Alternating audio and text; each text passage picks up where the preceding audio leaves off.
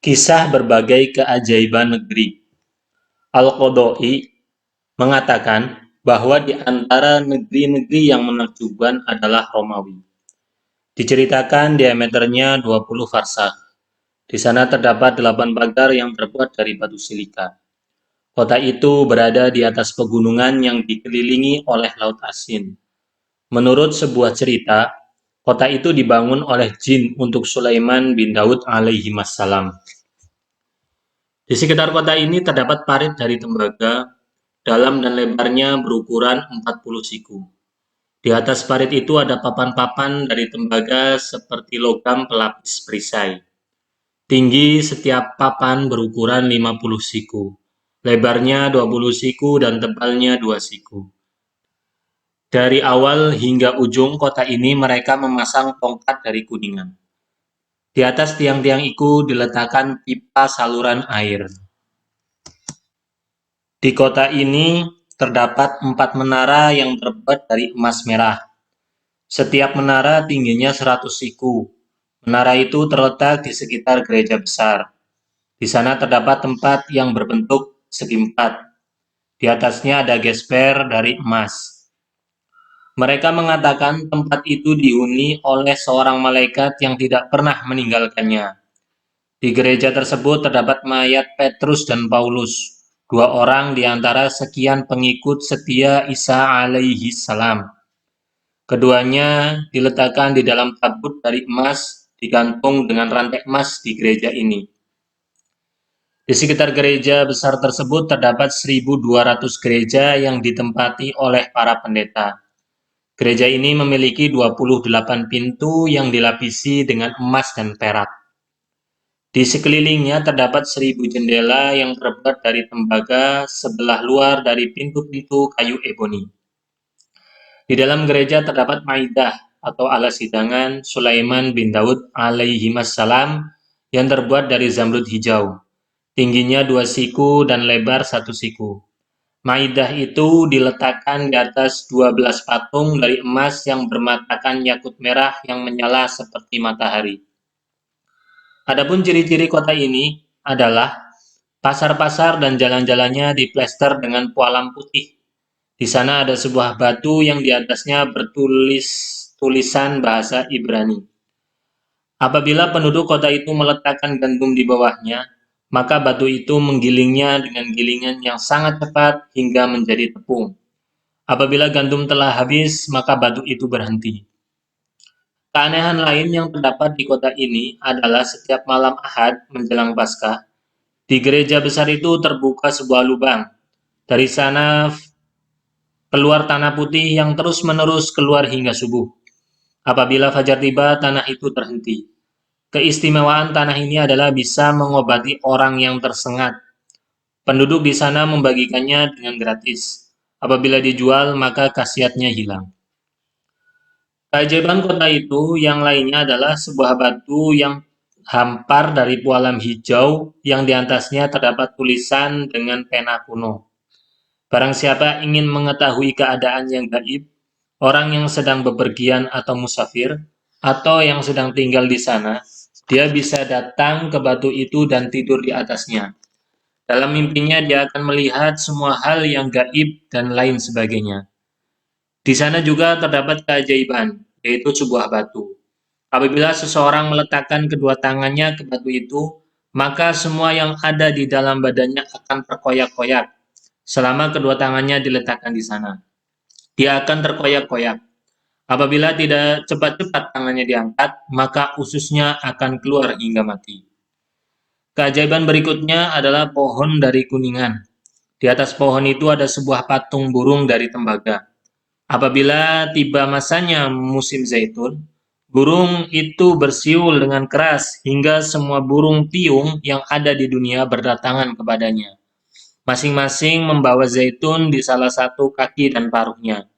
Mereka meletakkan buah zaitun itu di atas atap gereja besar. Para pendeta mengumpulkan buah zaitun itu, lalu mereka peras dan ambil minyaknya. Hal itu akan mencukupi kebutuhan bahan makanan mereka untuk beberapa tahun. Menurut sebuah riwayat, Apabila mereka menyimpan bahan makanan di gereja tersebut selama bertahun-tahun, maka barang-barang itu tidak akan berubah dan tidak akan membahayakan kesehatan karena gereja itu dibangun di tempat yang sangat seimbang.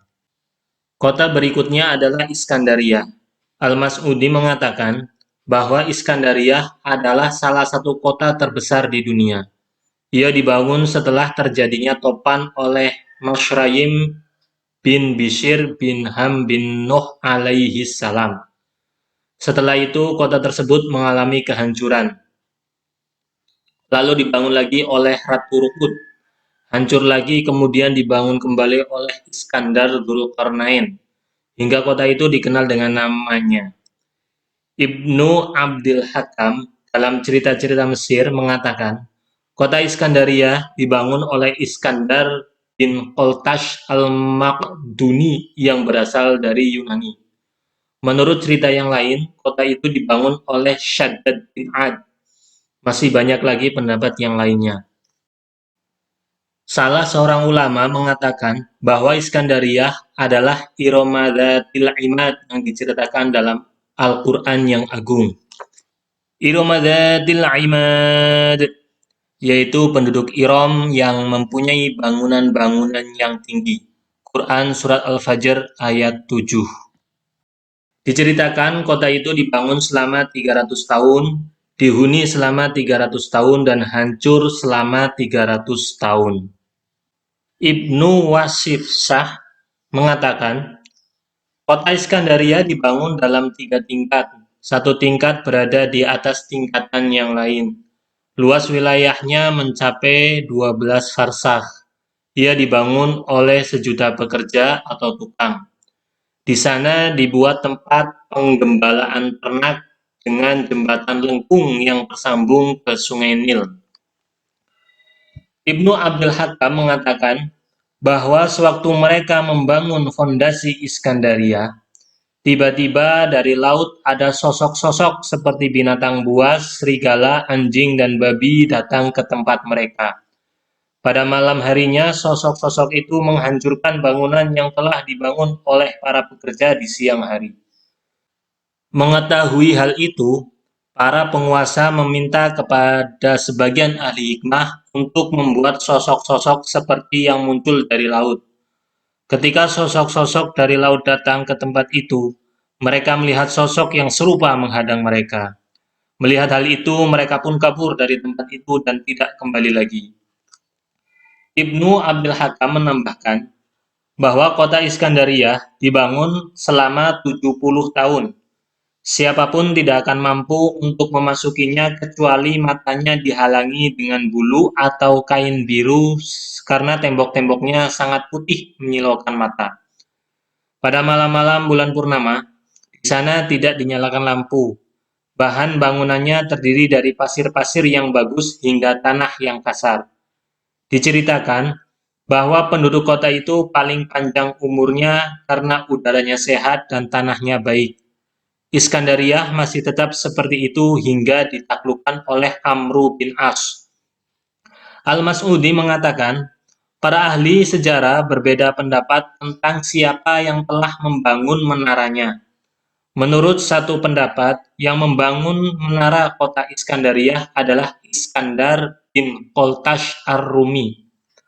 Menurut pendapat lain, Ratu Rukut. Sementara pendapat yang lainnya adalah orang yang telah membangun kota Romawi. Ada juga yang mengatakan bahwa yang membangun menaranya adalah Iskandar Dzulqarnain. Ibnu Wasif Shah mengatakan, Iskandar bin Qoltash berasal dari Yunani. Kepalanya sebesar kubah yang besar dan panjang hidungnya 3 siku. Sewaktu dibangun, menara ini diletakkan di atas kursi dari kaca. Bentuknya seperti gunung berada di tengah laut. Tinggi menara ini pada zaman dahulu 1.000 siku. Kemudian ada bagian yang hancur hingga tersisa 280 siku. Di atas menara itu dibuat beberapa patung dari tembaga. Di antara patung-patung tersebut ada yang berputar searah dengan matahari, ada yang menunjukkan tangannya ke arah laut. Apabila ada musuh memasuki negeri tersebut dan mendekat ke menara, Patung-patung tersebut mengeluarkan suara yang kencang, hingga penduduk kota tahu ada musuh mendekati mereka. Oleh karena itu, mereka bersiap-siap untuk memeranginya. Menara ini dibangun dari batu silika. Di sela-selanya ada timah yang dileburkan. Di atas menara ini mereka membangun 300 rumah susun. Untuk keperluan orang yang tinggal di rumah-rumah ini ada binatang yang membawakannya. Dari rumah ini bisa melihat ke Laut Romawi. Apabila ada orang yang masuk ke menara ini, dia akan tersesat di dalam karena banyaknya rumah dan tingkatnya. Diceritakan ada sejumlah orang masuk ke sana. Salah seorang di antara mereka tersesat di dalam. Dia tidak mampu keluar. Akhirnya orang itu mati karena kelaparan. Ada beberapa orang yang ditempatkan di sana untuk berjihad. Mereka tidak pernah meninggalkannya. Penduduk kota itu memiliki hari raya yang mereka sebut dengan Hari Adas. Pada hari tersebut mereka berkumpul di dekat menara dengan membawakan makanan dan makan-makan di sana. Mereka jadikan hari tersebut untuk membersihkan diri. Pada malam hari, di menara ini dinyalakan api untuk petunjuk bagi orang-orang yang bepergian. Berkenaan dengan keindahan dan kesempurnaan menara ini, seorang penyair mengatakan, "Betapa indah menara Iskandaria. Setelah melihatnya, tidak sedikit orang menaikinya. Orang yang takabur dalam sifatnya ada kesombongan. Kalau diibaratkan, ia seperti binatang yang pucat pasi dalam lingkaran ufuk karena saking jauhnya. Bagi orang-orang yang memiliki kapal-kapal yang tinggi, ketika melihatnya, bintang itu bagaikan menidurkan mata yang tidak pernah tidur malam." Ibnu Wasif Shah mengatakan, di puncak menara ini terdapat kubah dari kuningan. Di atasnya ditancapkan cermin dari berbagai metal. Menurut satu cerita, cermin itu terbuat dari besi Cina. Menurut yang lain, ia terbuat dari kaca yang ditata dengan hikmah. Ukurannya 5 jengkal. Ada juga yang mengatakan 7 jengkal. Ia diletakkan di atas kursi yang ditata dengan hikmah. Mereka melihat cermin itu setiap saat ada orang yang datang dari negeri Romawi, dari jarak yang tidak mampu terjangkau oleh mata. Oleh karena itu, mereka bisa melakukan persiapan. Apabila ada musuh datang ke tempat mereka, maka mereka putarkan cermin itu hingga menghadap ke matahari. Kemudian diarahkan ke perahu musuh sampai cahaya matahari yang dipantulkannya mengenainya hingga terbakar semuanya. Akibatnya binasalah orang yang ada di dalamnya. Apabila penduduk kota tersebut ingin memberitahu kepada penduduk sekitarnya akan adanya musuh, maka mereka mengumumkannya di atas menara sampai orang-orang wilayah itu mengetahui akan adanya musuh, sehingga mereka dapat melakukan persiapan untuk berperang. Ibnu Wasif Shah menambahkan, keadaan menara tersebut masih utuh seperti itu hingga kedatangan Amru bin As. Ketika dia datang, sejumlah orang datang kepadanya memberikan tulisan-tulisan yang menerangkan bahwa harta Iskandar berada di bawah menara tersebut. Mereka menganjurkan kepada Amru bin As untuk menghancurkannya dan mengambil harta yang ada di bawahnya. Lalu menara itu dibangun kembali seperti semula. Amru bin As tertarik dengan usul tersebut. Dia cabut cerminnya dan dia hancurkan menara sepertiganya. Akan tetapi, ternyata dia tidak menemukan apa-apa.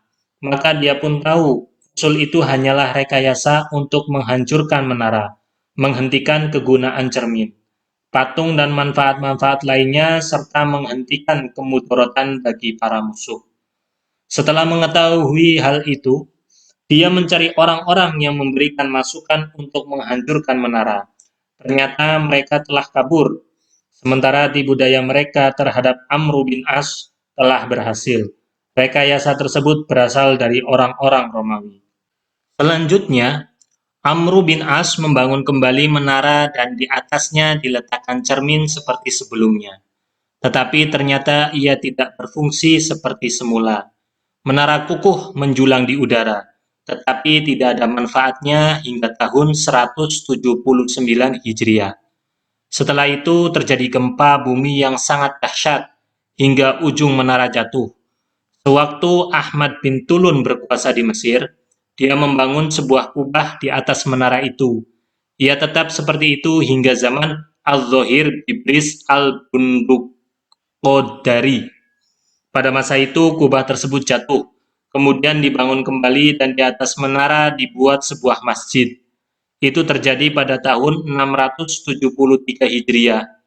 Ia tetap seperti itu hingga memasuki tahun 702 Hijriah. Pada masa kekuasaan An-Nasir Muhammad bin Qolawun, pada masanya terjadi gempa yang dahsyat hingga menara roboh sampai ke dasar-dasarnya. Sejak saat itu keberadaannya terkubur dalam sejarah.